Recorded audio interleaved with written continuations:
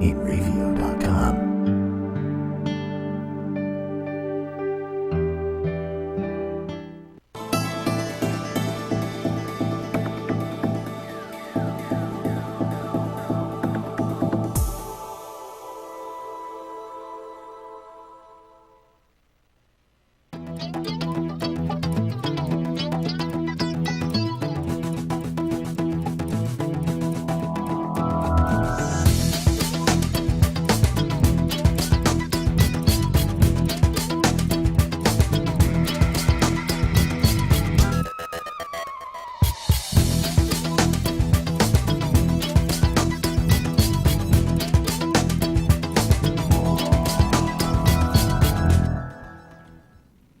Good evening, everybody. This is Joe Larson, and you're watching the 5 On 5 Off Racing Show. Welcome.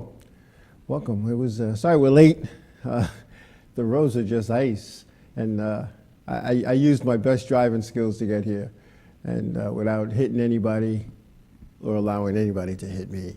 It's like black ice out there, and it's actually regular ice, because this nor'easter was supposed to get here on Long Island has turned out to a little bit of snow flurries throughout the afternoon and into the early evening here. And it's cold, but we made it. We're here. I have to stay on schedule with my shows, because if I do my math correctly, show number 200, God willing, will be the Monday after the Daytona 500. So I think that'll be a fitting tribute to InReview.com and the 505 on Racing Show. I keep track of it. I'm a numbers guy. I keep track of those kind of things. And you know, for something that when I first started doing it, most people kind of laughed and said, it'll get old, it'll get boring. It doesn't get old, it doesn't get boring. And who would have thought we'd be on the air for this long? I sure as heck didn't think, but here we are. Oh well.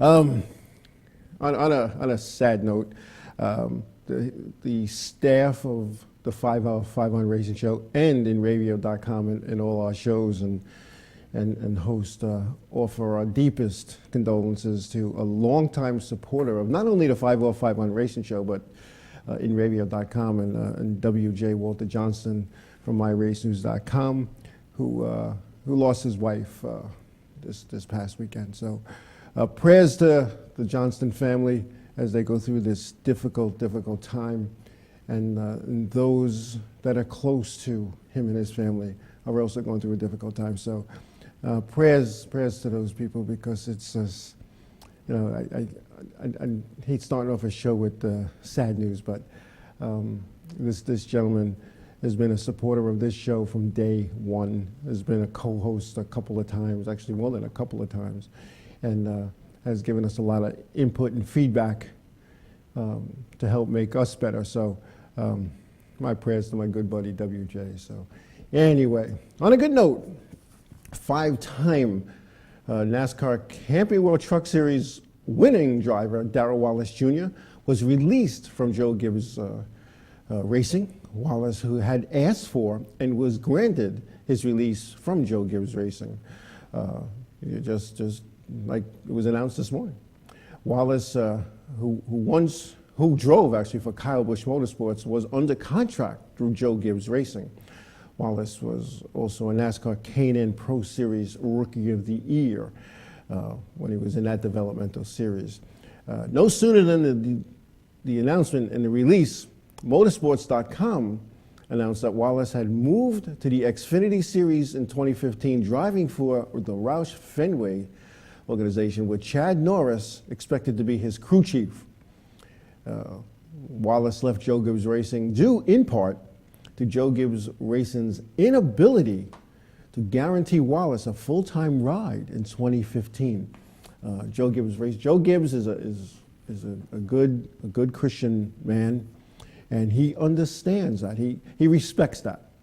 He respects the fact that, you know, Darrell wants to drive full-time. Joe Gibbs cannot give him a full-time ride, so it was time to move on and go to a team that can give him a full-time deal. And you know, somebody had explained to me once the monkey bar theory. I never heard it quite put this way. And the monkey bar theory is this.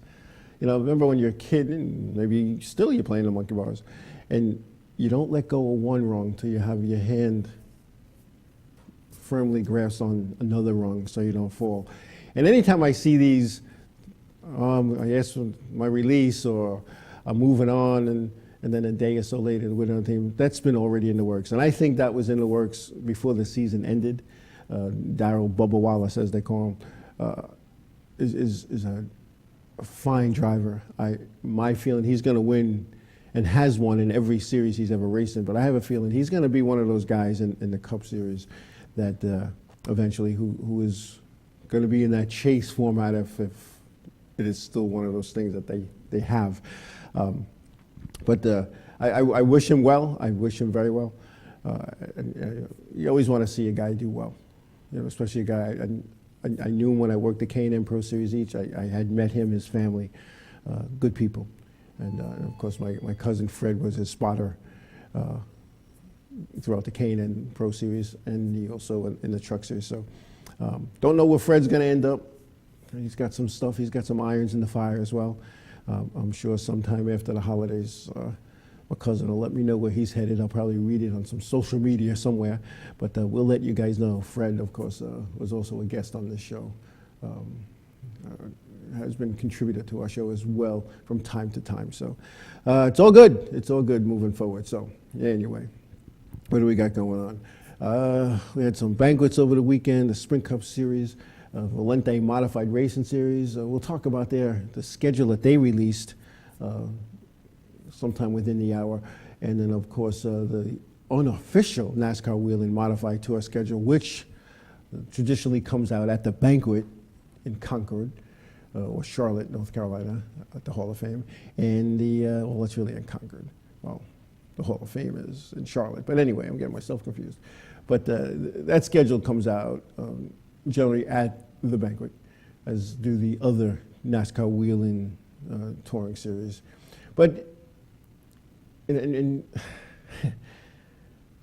we'll talk about that later. I don't want to get off track. I don't want to do that.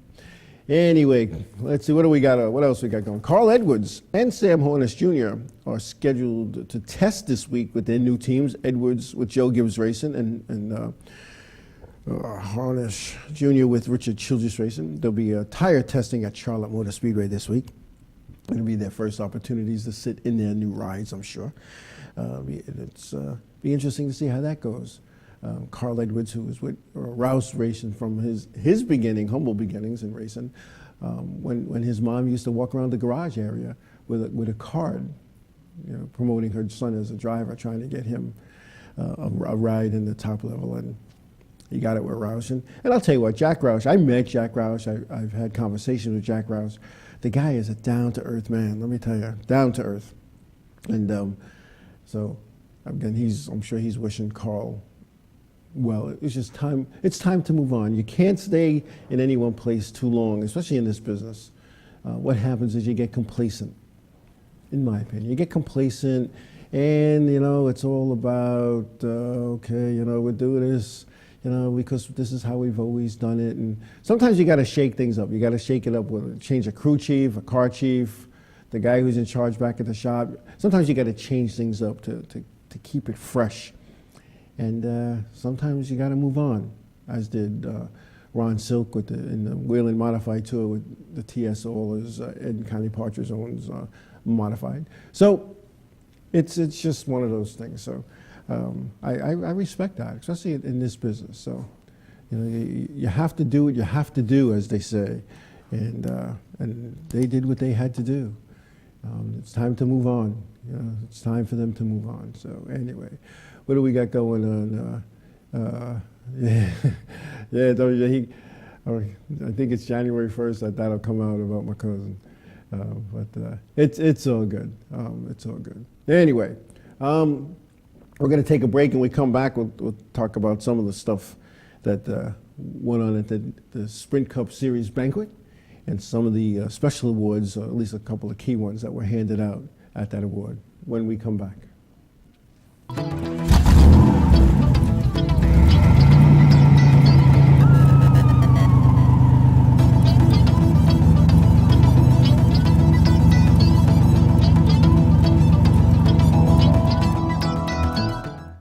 It's Chris and Les Jake, and if InRavio.com spots you at an event wearing this bracelet, they will give you $100. The world of advertising has changed. Radio, TV, and newspaper revenues have declined drastically. Why? Because businesses have realized that advertising return on investment isn't what it used to be. So what can we do about it? Well, that's easy. Advertise online. Own a local restaurant, real estate agency, or even a national retail chain? Whatever your business, InRavio can get your message out there, and we can do it at a fraction of the cost. Call today and see the difference for yourself. This isn't TV. This isn't radio. This is InRavio.com. InRavio.com wants you. InRavio provides the best in TV, film, post-production, and so much more. And we're growing. Right now, we're looking for a team of pros that can join us. So what are you waiting for? We need show hosts, production crew, marketing gurus, sales experts, audio engineers, lighting, visual effects, and camera crews. We want you. Go to InRavio.com/join the team. For over 60 years, Hanson Carpet has put the customer first, providing only the finest quality products and service. And Hanson Carpet is so much more than just carpet. We also carry a wide selection of window blinds and shades, and our licensed and insured technicians can service any of your flooring or window covering needs. Browse our huge selection of laminate, carpet, linoleum, vinyl, and tile. Stop by our showroom today or visit HansonCarpet.com. No matter what your project, Hanson Carpet has got you covered.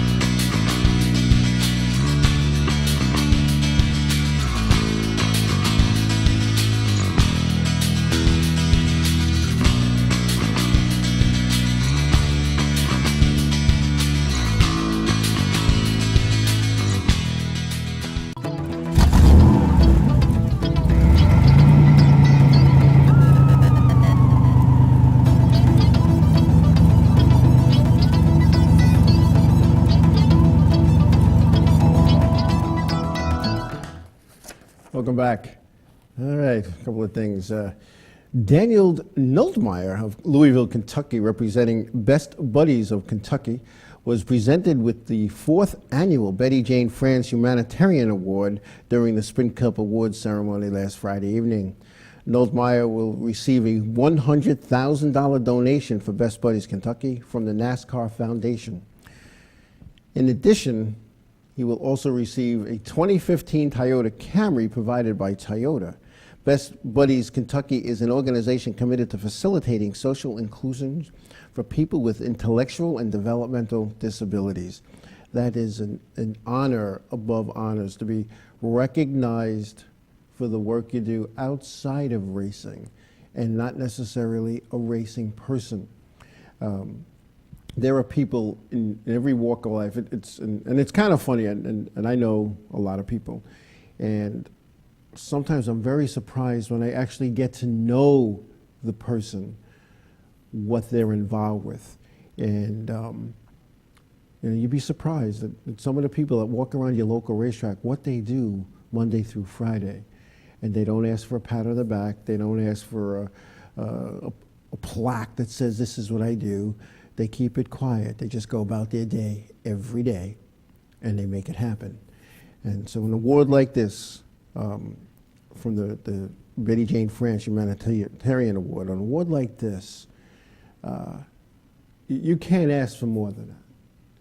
You know, and here's an organization that in today's economic times is probably struggling financially, and to receive a $100,000 check. It's just a shot in the arm that can be done. There were also 3 runner-up winners. Unfortunately, I don't have who they are. The runner-ups, the 3 runner-ups, also received $25,000 each for their charities as well. So it's a good thing. It's something that's good. And I don't want to say the things that I do. I'm involved with some community affairs, and not as much as I used to be, but you do these things. And I can remember during my Big Brothers Big Sisters of Long Island sponsorship days with my daughter racing, I can remember some of the things that we did as a team for Big Brothers and Big Sisters, and there were no cameras, there were no press releases. We just went and did it because that's what we did. And great organization. Unfortunately, the people that were involved in it, are into racing, are no longer involved. They've moved on to other things. And you always have to have an inside person. With any sponsorship deal you're working on, you need to have an inside person, somebody to get you in the door, get you at least in front of somebody. And that person moved on into other things. And then the board of directors who make the decisions on those things just didn't see a need for that. So, they've moved on to fundraise in other ways, and we've moved on to do our thing. But again, a fine organization, Big Brothers Big Sisters, helping the children across the country, across the world, who are less fortunate than our children. They have nobody to mentor and take them out. But anyway, that's a whole other thing. But to get an award like this, it's just awesome. It's awesome, and my congratulations to Daniel Lotmeyer. Also, some other awards. Dale Earnhardt Jr. He won the 2014 Sprint NMPA Most Popular Driver Award for the 12th consecutive year. In addition to the trophy, Dale Jr. will collect a $10,000 check, which is earmarked for a charity of his choice. The most popular driver. I said it last week at the Touring Series Awards. Vote early and vote often. And Dale Jr. is a very popular person. He's sometimes it's the name, sometimes it's the people that. There are young women that look at Dale Earnhardt Jr. and like they just go, oh, they're just into him. But the guy earned the award. He's well deserving. Good guy. He works hard at what he does, and a lot of people say if it wasn't that his name was Dale Earnhardt Jr., he wouldn't be in racing. I disagree with that. But anyway, I disagree with a lot of people. But that's okay. It's okay. In addition, Dale Earnhardt Jr. also received the prestigious Myers Brothers Award. This award is named in honor of Billy and Bobby Myers, two of NASCAR's pioneers from the 50s. And this award has been given out annually since 1958 to recognize those who have provided outstanding contributions to the sport of stock car racing. That's a tough one to call because there's a lot of people that have given made contributions. I don't mean financially, but contributions to the sport of stock car racing. Stock car racing today is it's not what it once was. You think about NASCAR from 1948 on through the 50s and the 60s. There wasn't a lot of media attention. There weren't a lot of newspapers covering the races. There was no internet. The 5 or 6 races you saw a year on ABC's Wide World of Sports that were so chopped up that, Wild World of Sports was a 90-minute show, and they concentrated on 3 things each week. And, for a race, you might have seen, clips of the Daytona 500 or Talladega or, some of the super speedways that they had at the time. And then you'd have ski jumping from Austria, and then you'd have, barrel jumping from, Nuremberg. It was just, but you got into it. But there was no behind the scenes. Nobody knew what was going on behind the scenes in racing back then. No, the drivers were different. The garage areas were open to anybody who had the extra $5 or whatever it cost to get into the garage back then. The drivers were more accessible. I think we spoke about this, a couple of guys at lunch today. The difference between the drivers of today and the drivers of yesteryear, and the drivers who are now in between, that were from yesteryear and part of today. The drivers today don't, and I hate to say this, and they just don't remember where they came from. And you know why? Because they didn't come from nowhere. They didn't work their way up through the ranks. They didn't battle every week on a weekly short track or some dirt track in North Carolina and then get recognized and earn their way because they were good drivers and they won races and they moved up and they moved on. And today you have kids 15 and 16 years old because daddy has a big checkbook. These guys are getting in race cars. There are drivers in every series, Sprint Cup, the Infinity, which is going to be in January, and the Camping World Truck Series, that they're only in these cars because it's all about the money. Not the money that they're going to make, it's the money that daddy's spending to get them these rides. Even in the NASCAR Whelen Modified Tour, the same thing has happened. And you wonder, how does this guy get this ride? Because daddy wrote a big check. It's no more that, especially in any series even, nobody's in their garage building race cars. Nobody's in their driveway building race cars. I had a conversation with somebody today about Bobby Allison, what Bobby Allison did. And this guy, he ran on a shoestring budget. I can remember in the 60s, and not that I was there for it, but reading about it in one of his books that he wrote, that he came to Long Island. He wrecked the night before or 2 nights before, and he dragged his race car into the trailer, an open trailer, drove to Islip, Long Island, and his car was destroyed, and he parked it in the parking lot and fixed it until the pits opened, or tried to fix it. And then when he got in and started seeing people, where's the nearest junkyard? I need this, this, this, and this. And he went and got it and put it back together. These kids today, some of these kids today driving, I don't think they could change a tire. And you could scream at me all you want, tell me I don't know what I'm talking about. But the late Walt Edler once said, look at the fingernails. There's no grease under their fingernails. Should there be? I don't know. I don't know. In any business, there's the grunts and then there's the non-grunts. And I look at some of these kids that are in racing today, and how did they get there? On one of the social medias, they were talking about, is 14 years old too young to drive a modified? Yeah, in my opinion it is. How do you go right from riding your bicycle to a modified, or from a go-kart to a modified? There's a couple of things that I look at there and come to mind. One, do you have the mental ability to deal with what's the word I'm looking for? To deal with the decisions that you have to make at 100 miles an hour or 130 miles an hour. Are you ready for that? Some of them I don't think are. And when you look back at that too, you got to take, look at the touring series. You have to do certain things to be approved to race on the tour and a modified. Why doesn't that trickle down to the weekly track? Why is it that a guy with a lot of money could roll into any racetrack, any weekly racing series racetrack in this country, in this continent, and because they can afford it, they're in a modified? $50,000, $60,000, $70,000 just to put the car in the trailer. Another $50,000 to race it. They got a 14-year-old, 15-year-old. They don't even drive in the street yet here in the Northeast. Yet they're on a racetrack driving modifieds. That shouldn't be. It shouldn't be allowed. What should be is they start in another series, whether it's a street stock or something of that nature, to prove they could handle a race car. Justin Bonsignore, classic example. Ran go-karts, open go-karts, champ karts, worked his way up as a child, racing since he's like 5, 6 years old.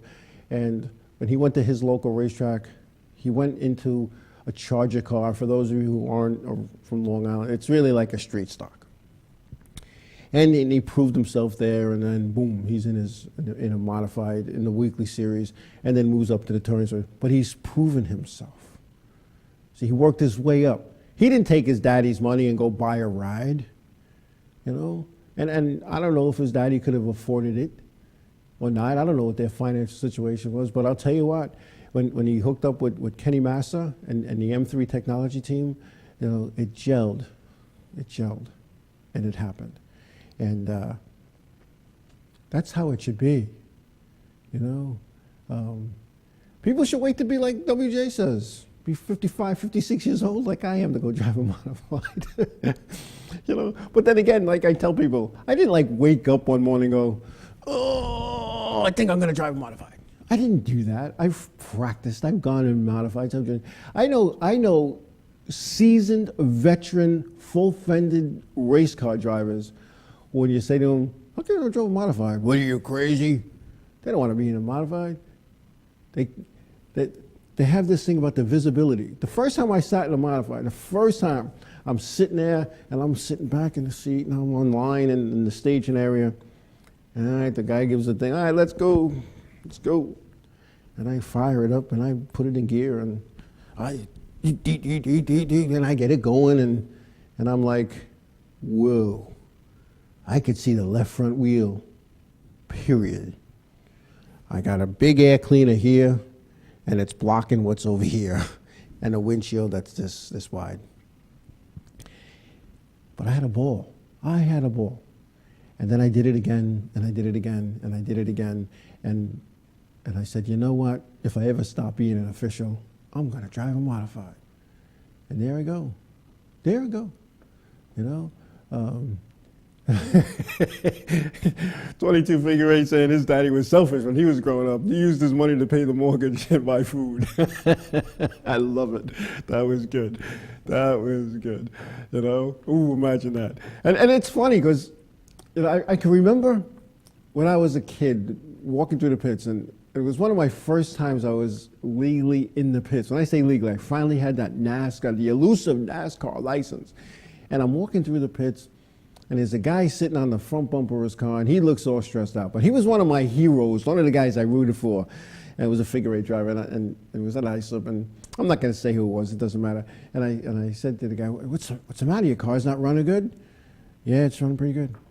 I said, what's the matter? You look like, you know, oh, you don't look happy. And I was a shy little guy, so I can't believe I even talked to this person. And he goes, well, kid, don't do what I do. I said, don't do what you do. I want to be a race car driver someday. No, kid. He goes, my wife gave me the money to pay the power and light bill, but I needed new tires. So I need to finish like third tonight. So when I go home tonight, I still have the money for the light bill. If I go home less than third, I'm not going to have lights on Monday morning in my house. And then, you know, some other people came over talking about the car and stuff, and I kind of walked away. And it didn't click on me what impact that conversation had until years later. When I finally got my own race car and I went racing at ISO Speedway, and I'm not going to call what I did in my early years racing. Some people might not say what I did in my middle years racing either, but that's all right. They're entitled to say that. But I remembered what he said, and I said to myself, I'm never going to do this out of my pocket. I got to market this. I got to make this happen. And I've been blessed enough to be able to do that, where for the most part, I've never dug into my own pocket to go racing. And I didn't dig into anybody else's pocket either. I want to make that clear, because I know a lot of guys that, you know, hey, that guy, I'm going to be friends with him. Why? Because they have money, I can put him in a race car. I never did that. Nobody ever put me in their race car because they had money. They put me in their race cars because I had money and I had sponsors. But you know, when I remember that conversation with that guy, and I said, I never want to be that guy. I never want to decide, do I pay the mortgage or do I buy tires? Do I pay the light bill or do I make a payment to my parts guy? I never wanted to be that guy. And racing, and one of the things I write about in my books, racing is an addiction that I think is worse than smoking, worse than drugs, worse than any addiction you have, because it's a legalized addiction, man. Nobody's stopping you. Nobody's stopping you. There isn't Race Car Drivers Anonymous. You can't go to meetings and get up in front of the room and go, hi, I'm Gagos Paisano, and I'm a race car driver. And people go, oh, welcome. No, they don't do that. Racing consumes you. And I look back on wow, let's see, the 35, 37 years of involvement in racing, and I've missed weddings, my grandchildren's communions, christening or two, even funerals, because we're going racing, because that's what we did. And I used to look at this, and I used to tell people, from this date to this date, don't invite me to I'm going racing. And there was sometimes I wasn't even a driver. I wasn't even involved with a team, but because that's what I did. I can remember getting into it one time with my dad because it was a dinner for my sister's 18th birthday, and it was championship day at ISA Speedway. And I knew that the figure eight race would be over around 4, mid-afternoon, if I'm not mistaken. I knew that. It was like 1979. And dinner was scheduled for 3. So without giving the reason why, I was like, is there any way we could have dinner at 5? What if I have to work till 3? I didn't say, what if I'm at the races till 3? What if I have to work? Because I worked then. I used to work crazy hours, either 7 to 3s or 3 to 11s. And my father looked at me and said, this is the time that dinner is, and you better be one of the first people through the door of that restaurant. And I was. I was. And that's what we did. We did. So anyway, we're going to take a big break, and not a big break. We're going to take a normal break, and we'll come back. We'll talk about some of the stuff that's going on in the Whelen Modified Series, and then we'll get into the scheduling that we've seen through certain websites when we come back.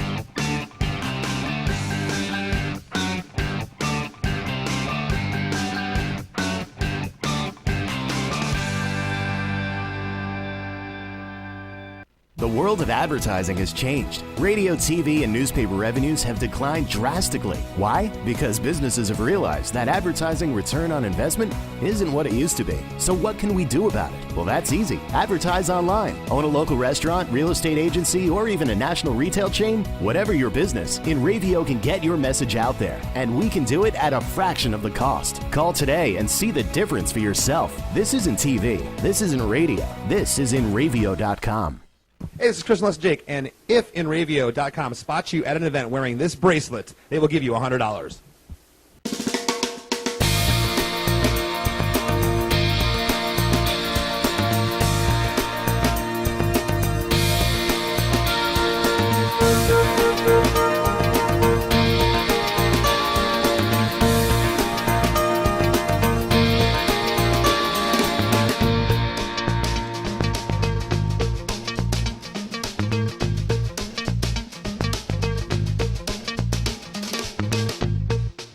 For over 60 years, Hansen Carpet has put the customer first, providing only the finest quality products and service. And Hansen Carpet is so much more than just carpet. We also carry a wide selection of window blinds and shades, and our licensed and insured technicians can service any of your flooring or window covering needs. Browse our huge selection of laminate, carpet, linoleum, vinyl, and tile. Stop by our showroom today or visit HansenCarpet.com. No matter what your project, Hansen Carpet has got you covered.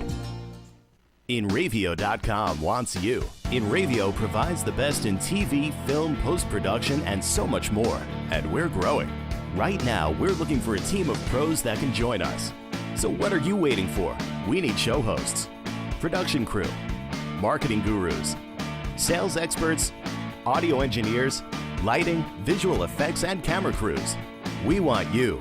Go to InRavio.com/join the team.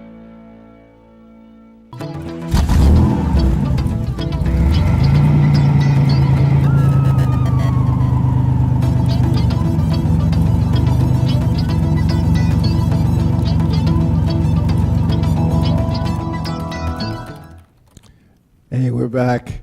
We're back. The chat room. For those of you who don't go in the chat room, I'll tell you why. Sometimes it cracks me up. We talk about everything from eating to bowling. Oh, yes. Oh, yes. So it's all good. It's all good. But anyway, what do we got going on? Some NASCAR Whelen Modified Tour notes. 5-time NASCAR Whelen Tour race winner Jimmy Blewett is planning to return to the tour with a partial schedule in 2015. It is reported that Blewett purchased a car from Eddie and Connie Partridge, T.S. Holders, a car that apparently that he drove at one time.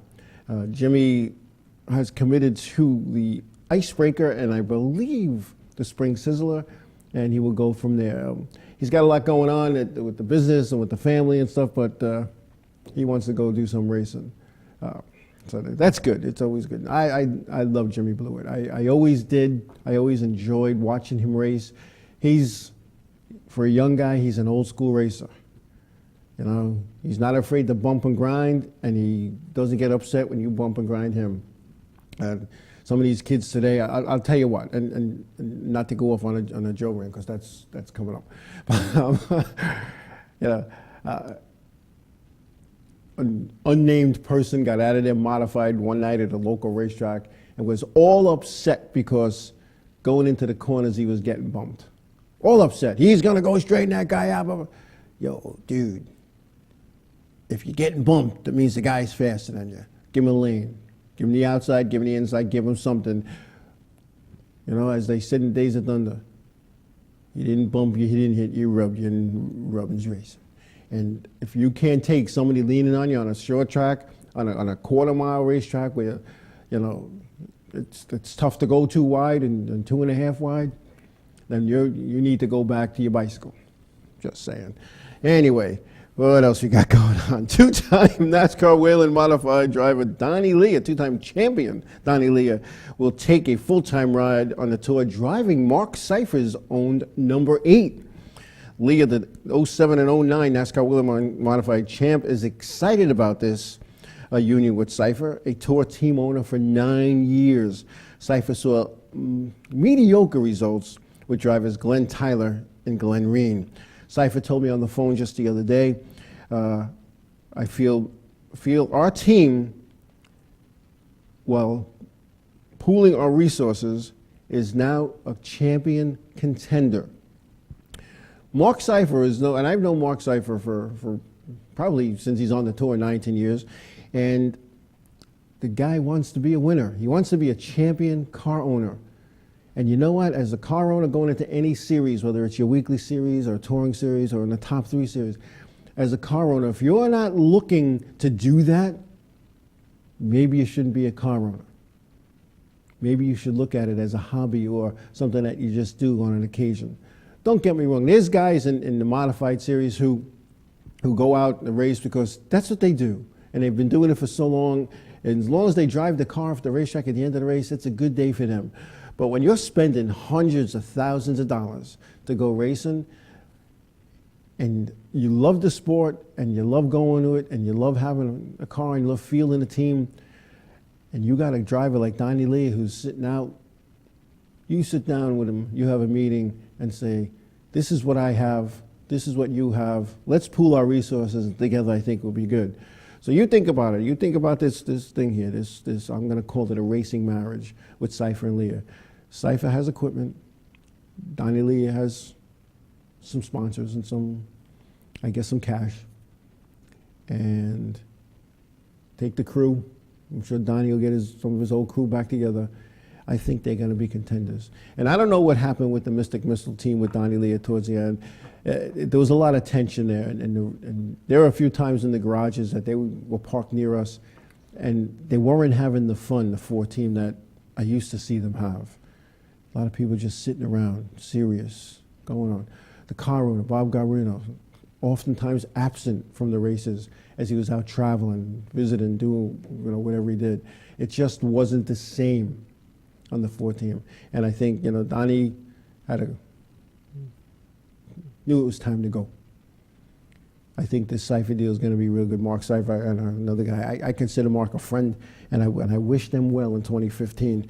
In fact, sometime in the next few weeks, I believe that Mark Cipher will be a guest on our show to talk about the 2015 season, and hopefully we can convince Donnie Lee to come out here and take a ride and join him. But that'll be an interesting. I think it'll be an interesting show. We get to find out what it takes. We've never had a car owner, a NASCAR Wheel and Modified car owner on the show to talk about what it takes to be a car owner. And it takes a lot. It takes a lot. And I don't know how my guy does it, Wade Cole. I don't know how he does it. And he's fielding 3 cars. And from the looks of it, would be a 4th car, although the 4th car will be a weekly car, it won't be a touring series car. But I don't know how he does it. I really don't. But I don't know, we'll see. We'll see what happens. All right. Social media. Social media, and as you know, how do I put this? Social media shows a lot of stuff. And one of the things it shows is sometimes it shows some people's ignorance and lack of knowledge. And the reason I say this is this. Well, Whelen Engineering announced that they will sponsor Sprint Cup Series driver Joey Logano in 2015. Logano, only 24, has already competed for 7 years on the Sprint Cup Series, and Logano has some nice credentials to credit. He is the youngest race winner in the Sprint Cup Series in history. He's the youngest pole earner in the series since its inception, and he is the youngest Rookie of the Year. Whelen Engineering from up here in Connecticut, as is Joey Logano. Why not? It's all good. This deal adds to Whelen Engineering's portfolio of sponsorship. Whelen originally sponsored a NASCAR developmental team for 10 years, which a lot of people didn't know, before becoming the entitlement sponsor for the NASCAR Whelen Modified Tour, the NASCAR Whelen Southern Modified Tour, the NASCAR Weekly All-American Series, the NASCAR Whelen Euro Series, and so forth and so on. Social media critics, when they saw that release, went nuts, especially the modified lovers. This is going to take away from the modifieds. Why didn't they take that money and make the purses bigger? Why didn't they take that money and give it to the NASCAR modified guys? First of all, people, Whelen Engineering is a large corporation that sells safety lights to fire departments, police departments, sheriff's departments, racetracks. The racetracks they give the lights to in exchange for billboards and signage and sponsorship.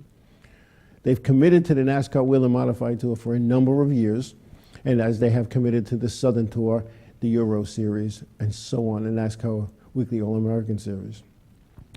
They didn't decide, let's break our contract with these series and give them less so we could sponsor Joey Logano. No, their people, their marketing people sat in a boardroom, I am sure, with Phil Kerr's Vice President of Motorsports Marketing of Whelen and said, we have an opportunity to sponsor a Sprint Cup guy. What's the return on our investment? Why is it the have-nots, and I'm saying this, the have-nots of racing think the haves should foot the bill? If you can't afford to do it, go do something else. Don't get on the social media and bash this organization, Whelen Engineering, because they're going to sponsor a guy who already doesn't need it. It's not about giving money to a guy who needs it or not need it. It's about promoting their corporation and growing their business. They have a right to do that. That's why they're in business. They're in business to make money, to be profitable. They're not in business to give the money away. And I watched and read all the stuff on the social media about, why they're taking from the modifieds and, they're not going to sponsor the modifieds no more. Are you people stupid? I'm coming right out. Are you stupid? Do you understand business? Obviously you don't, because business is contractual. They have a contract with these series to provide the entitlement sponsorship and their name to these racing series for a period, a number of years. It's not a month to month. It's not like your rent, you live there month to month and you just have a handshake. It's years. So to get on the social media and shoot your mouth off, Whelen doesn't put up the purses for the races, nor does NASCAR. So that was in the same thing. Well, NASCAR, they're going to have to pay more money. NASCAR doesn't put up the purses. The racetrack operators, the tracks, the sponsors of the event, they put up the monies to these events. They're the ones that say, all right, NASCAR, we'd like to have a touring race, and the total purse is going to be $75,000. We're going to give $8,000 to win. We're going to have $1,400 for taking the green, and we'll spread it out and do this and that and the other thing. That's where it comes from. The pole award comes from the pole Titleman sponsor, and it was the Bud pole for years. Now it's Coors, the Bud pole. All these other special awards don't come from Whelen Engineering or NASCAR. They come from sponsors. Please don't show your ignorance when you read something is good, a local guy. And I'm going to consider Joey Logano a local guy because he's from up here in the Northeast. And anytime a northern guy goes down south with the big boys and can make a dent in the series and be as successful as as Joey Logano could be, God bless him. Don't begrudge the guy that a local business from where his family resides and where he grew up decides to help. That's all I'm saying. Be careful what you say here, because sometimes you're on these social medias, because sometimes you're showing your ignorance. And you're showing your ignorance. And you know what? Unless you have facts, maybe you might not want to post something. That's all I'm saying. That's all I'm saying. Yeah. WJ. You know how I get, WJ. But it's a good deal. It's a good deal not only for Logano, it's a good deal for NASCAR and for Whelen Engineering. And I wish them both well. Like I said, I know Phil Kurz very well, and the man, he bleeds racing. And you're walking through a racetrack and it's a nice day, he calls it wheeling weather. And when it's not a nice day, he says, don't worry, the wheeling weather is coming. The man loves the sport. The man is also a businessman, and he has to grow his business because he needs to pay his bills and pay his employees and pay the rent on his building. That's all I'm saying, folks. That's all I'm saying. Because, I read some of the stuff on this, and I try not to comment sometimes because I can go off on a tangent like I just did. And all I said in response to somebody is, Whelen doesn't pay the purses. The track operators do. And that's how it works. Know what you're talking about before you start posting stuff. I don't know. It's just, I think I said $8,000 to win, not $8. I don't know. But, looking at some of the purses, you have your New Hampshires and your Bristols that are 12, 13, 14,000 to win. And you have your Staffords and your Thompson races that are between 6,000 and 8,000 to win. And then you have, some of the short tracks, the quarter miles, it's like 2,500 to win, give or take. It's a tough deal. I know years ago the races here on Long Island, the tour races back in the 90s, and I can only speak of those because I was involved in the 90s and beyond. Before they went to this flash format, which they don't call it a flash format anymore, but some people do. They used to say the Long Island Tour Race was the way they promoted it, which is pretty slick, I think. The highest paying race per mile, and when you broke it down, that race used to pay $6,000 to win here on Long Island, $6,000 to win. So, but you got to look at the venue now. They got to put a lot of fannies in the seats to cover that. They got to put a lot of people in the pits to cover that. But even the big tracks, even the New Hampshires and the Bristols and the Thompsons and the Staffords, even they've lowered what they pay out in purses. Why? I know why. Nobody wants to believe me or listen to me. It's because when you have 50 cars in your pit area and they've all paid $50, $70, $75 a person to get into the pits, and just for that series, and each team brings 10 people, that's 500 people at, we'll call it $50. That's $25,000 just from that series. Doesn't count the other people that came in the other divisions. It doesn't count the people who bought a ticket to watch the race. It's all about dollars and cents. You know, it's all about dollars and cents. You know, and you don't understand that if you know, and don't get me wrong, I don't mean to put anybody down, but the average working man, you know, the average working man, and trust me, I've been a working man. I'm a working man now. You know, although I work smart instead of hard, but the working man, the average working man, they don't know how their business runs. I had one of my employees tell me he runs the business. He runs the business. I run this business. No, you don't. You're a shift manager. You don't run the business. It's just like, you know, fans, they sit here and they're going to tell people what NASCAR should do and what these track operators should do. And they should charge $5 to get in. And they should, you know, yeah, maybe they should.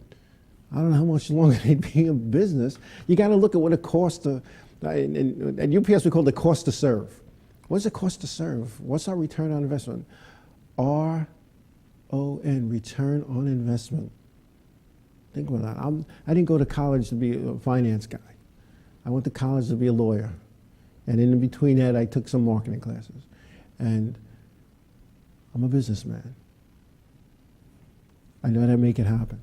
I've been making it happen for 35 years, and I'm going to continue to make it happen. And that's why I go racing, because I love it and I can. People go, why do you go racing, spend all money? Because I can.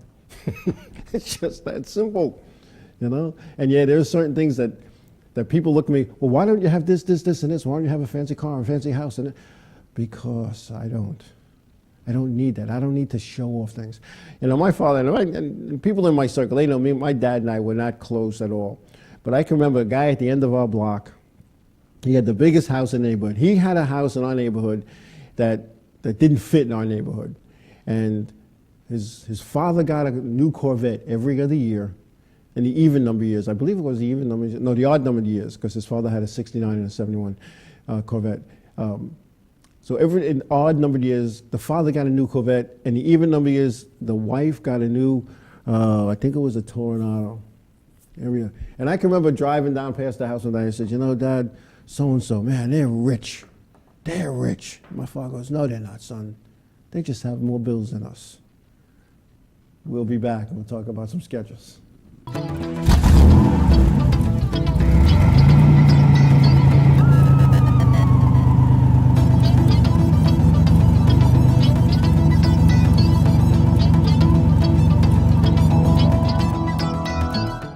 For over 60 years, Hansen Carpet has put the customer first, providing only the finest quality products and service. And Hansen Carpet is so much more than just carpet. We also carry a wide selection of window blinds and shades, and our licensed and insured technicians can service any of your flooring or window covering needs. Browse our huge selection of laminate, carpet, linoleum, vinyl, and tile. Stop by our showroom today or visit HansenCarpet.com. No matter what your project, Hansen Carpet has got you covered.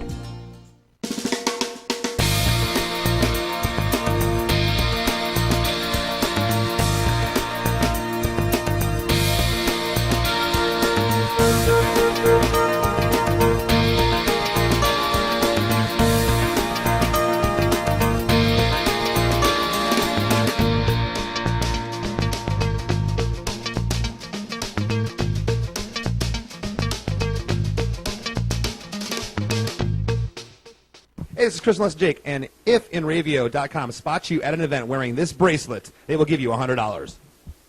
The world of advertising has changed. Radio, TV, and newspaper revenues have declined drastically. Why? Because businesses have realized that advertising return on investment isn't what it used to be. So what can we do about it? Well, that's easy. Advertise online. Own a local restaurant, real estate agency, or even a national retail chain? Whatever your business, InRavio can get your message out there, and we can do it at a fraction of the cost. Call today and see the difference for yourself. This isn't TV. This isn't radio. This is InRavio.com.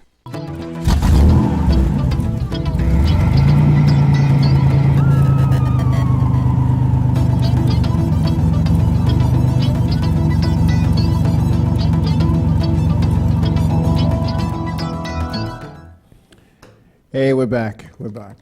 All right. Man, tonight's just flew by. I just got word that there's only 5 minutes left. So, real quickly, the Valente Modified Racing Series announced their schedule at their annual awards banquet, which was held this past weekend, where they crowned Justin Bonsignor, Long Island's Justin Bonsignor, the champion in the Art Barry-owned automobile. And their schedule shows 17 races tentatively for 2015, 3 at Stafford, and that is in May 22nd, June 26th, and September 4th. 1 at Thompson on October 17th. That's part of the World Series. Waterford season opener, if there is one. Monadnock on April 18th, July 4th, and August 22nd. Airborne Speedway in Plattsburgh, New York on May 30th, Memorial Day weekend. Seekonk, Mass. on June 6th. Lee Speedway in New Hampshire on June 19th and October 11th. Devil's Bowl Speedway in Vermont on July 24th. Beech Ridge in Scarborough, Maine on August 1st. And Oxford's Plains in Maine on 8/29. The tentative, unofficial NASCAR Whelen Modified Tour schedule shows 13 events. Opening at the World Series in Thompson on April 12th, going to Stafford April 26th. Stafford again on June 5th. That is correct. There's no May race because the MRS is at Stafford. Thompson on June 10th. To be on Long Island on June 27th. Then July 18th in New Hampshire. August 7th in Stafford. August 12th Thompson. August 19th in Bristol. Back to Long Island on August 29th. New Hampshire, September 26th. Stafford on October 4th. And the World Series at Thompson on October 18th. I don't see a Monadnock or a Waterford, but I do see a Monadnock, 3 events with the MRS. You know, I'm thinking, and I say this in a good way. NASCAR needs to take another look at this schedule moving forward in the future. When you have a series like the MRS that's starting to get your dates, you got to take a look at that. And I'm going to tell you real quickly a little story about Ed Cox when he was the series director and I was the race director, having a meeting with George Silberman in the trailer. And it's not a top secret thing, so I'm not letting out any secrets. George Silberman says, "How strong do you think this series is?" And of course Ed is going to say, it's great. And George Silberman says, half of your racers are at 3 racetracks. When they start pulling dates, we're going to be in trouble. They're starting to pull dates. And I think the schedule is in trouble. You know, I really do. I really do think there's if things don't change with this modified tour schedule,